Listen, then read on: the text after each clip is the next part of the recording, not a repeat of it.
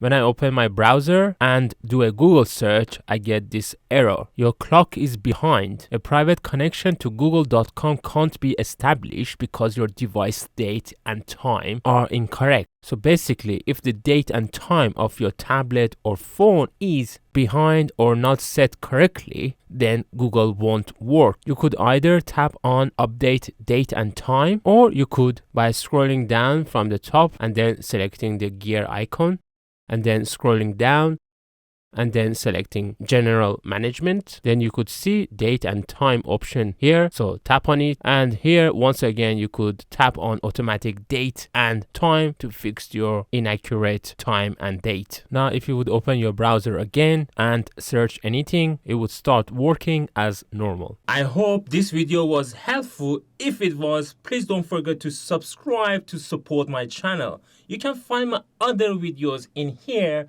and if you have any questions, please let me know in the comments below.